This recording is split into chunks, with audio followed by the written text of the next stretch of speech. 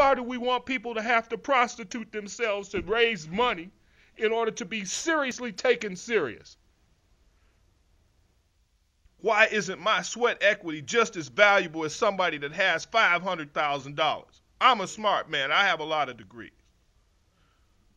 I don't have to be a legislator. I do it because it comes from my heart. That's why I've stayed at it. And to have the process denigrated and the office denigrated simply because we want to make it look like they're the problem, so we don't have to deal with the real issues.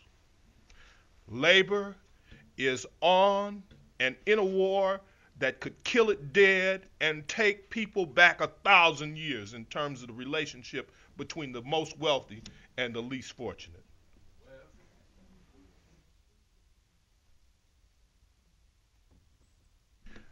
I've said too much. Jack, I gave this some thought before I came here. And I didn't want to be professorial because I haven't been teaching in a long time. I make my committee have to listen to me lecture. That is true. But that's from my heart.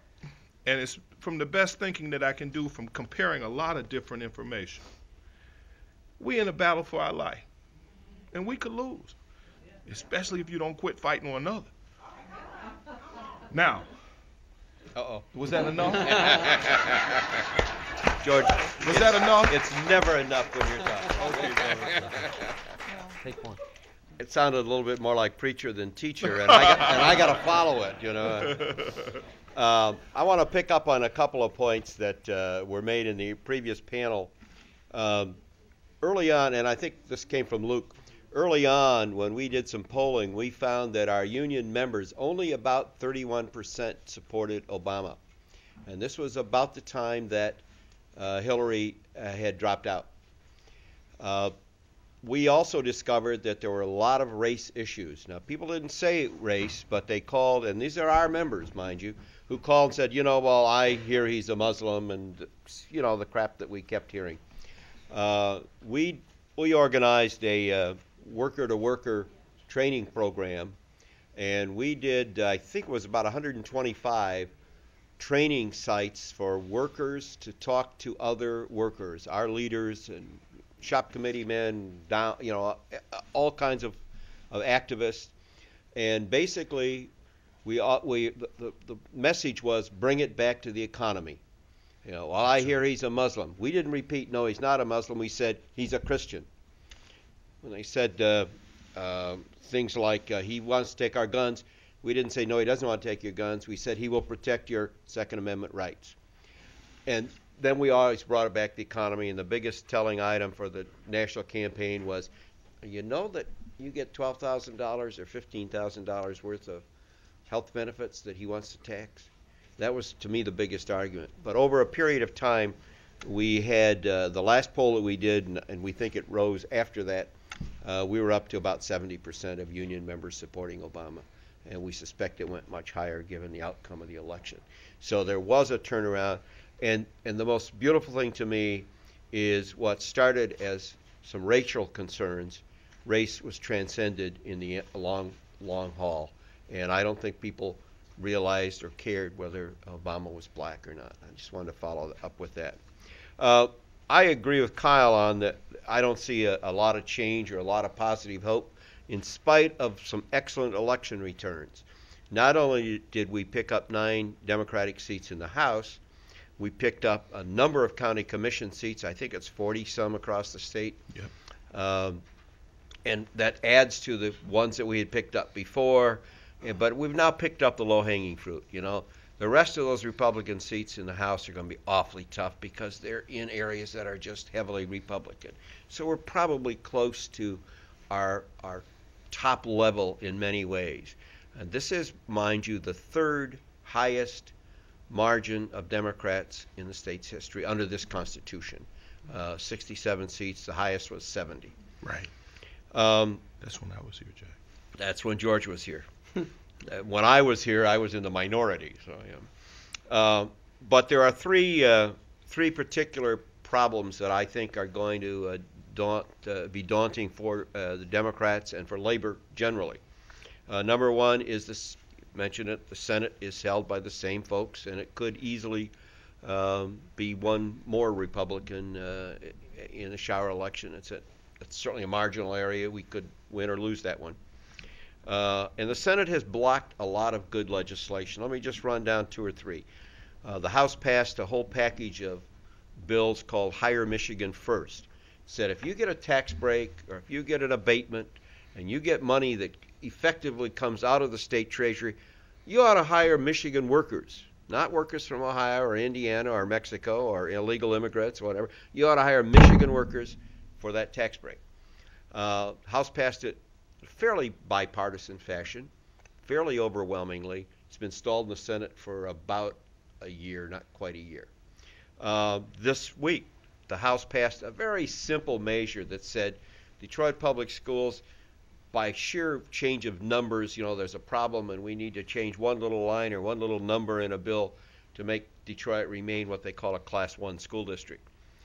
Passed the House.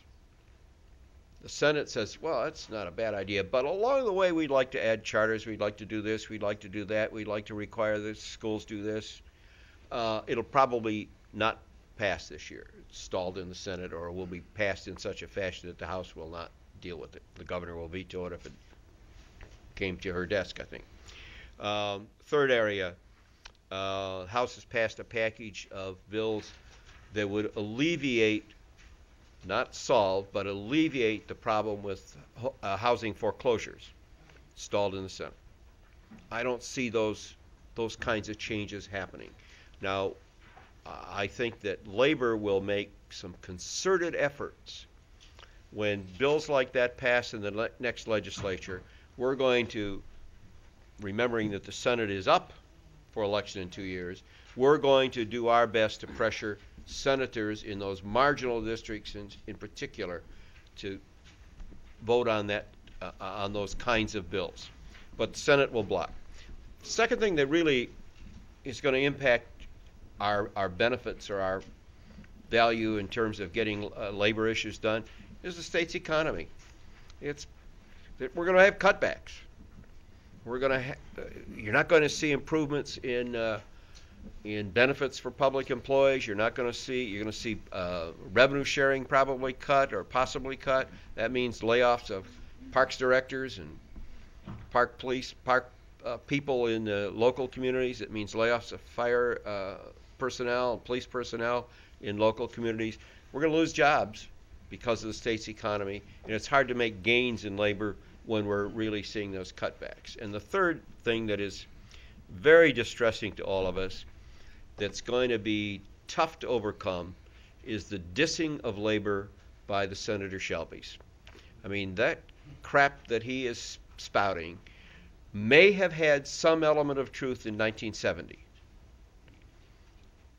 Granted, and I come from Flint, so we even think Ford and Chrysler are foreign cars, but I got them both in Wayne County. Yeah. But granted, GM products, Ford products, Chrysler products didn't match up as well as they should have in the 70s. That's not true anymore. It hasn't been true for 20 years. I'm driving and I know I should buy a new car, but I'm driving a 1998 please. Buick with 194,000 miles on it.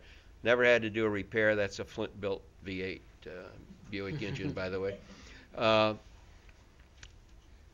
it get 20 miles the cars are doing very well. It gets more than 20 miles per gallon. Yeah. There you go. The products are good, and every report shows that. Labor costs, they're not outrageous. In fact, most contracts now in labor, as I'm sure all of you know, are 2-tier, in some cases 3-tier. My son recently hired into a GM plant. He's making $16 an hour. That's less than the average for Honda and some of the other foreign imports. But the dissing of labor by the Senator Shelbys, and unfortunately even by sometimes people like Senator Dodd, it's going to hurt us. And it's going to have an impact on our ability to move forward and progressively with labor issues, in my opinion. Now, I want to make a couple of other quick points. We know and have known for a long time that anything we win in legislation, you can lose in the courts, but we're less likely to lose it in the courts this year, thank goodness. Right. And every piece of literature, I just happened to pick this one up. This is Judy Narrott from the Upper Peninsula. Every piece of literature that we put out, this was a walk sheet. Guess who was on the other side? Hathaway. Every piece of literature that we put out, now it probably helps that Mark Gaffney's wife was a campaign manager for Hathaway, but every piece of literature we put out, and in many of the Obama pieces, she was tied to Obama. So when Obama wins by 16 points, it's no surprise that Hathaway won, even though no one 6 months ago would have thought that was possible. So at least we've protected, to a very large extent, what could be taken away by the courts. And I'm probably past my 10, but. That's wonderful. Thank you.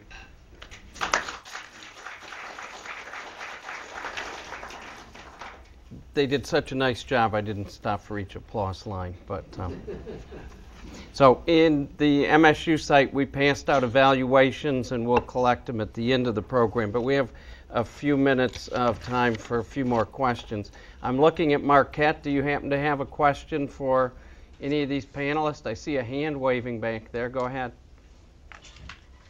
John, I guess my comments have to do with what Kyle and Jack had to say about some of the shocking things, anti-labor comments we heard coming out of some of the Southern politicians with regard to a bridge loan for the auto industry. In this case, it happens to be UAW, but my sense is that it's a broader anti-union undercurrent that's now being aimed at autos. One of the things that was really heartwarming about this election was how fast the Obama campaign responded to negative attacks and how accurately they explained the lie inherent in the negative. I hope our labor leaders are taking a look at thematics that will answer these lies that Shelby and this House member from Tennessee was spouting today earlier on one of the national news channels. These are lies. They are not true, and they do not fit the labor movement as it is today at all. I think one of the things about our case that makes sense is that we're the engine to bringing back the middle class and the working class in this country, and we shouldn't let anybody ever forget that. And if we don't answer these attacks, well, you know what happens when you don't answer negative. Thank you, John. Yeah, just to respond to that, I think he does have a point. You know, if there are no responses to the attacks made to the labor movement, there is a very good chance that the troubles with the economy, both Michigan and nationwide, will get wrapped around the neck of the labor union and the labor movement in general. It's, you know, in Michigan here, we have had some real issues with the economy, obviously, and you know, business has been taking some lumps in the legislature. They've got too many tax breaks. They've scored a lot of wins under Engler. That momentum's gone, and there's a real feeling that the labor movement could be the next scapegoat if there isn't anything done to respond to it. I think that you have no choice when you're under attack but to defend yourselves in every way, from the courts all the way across to the court of public opinion.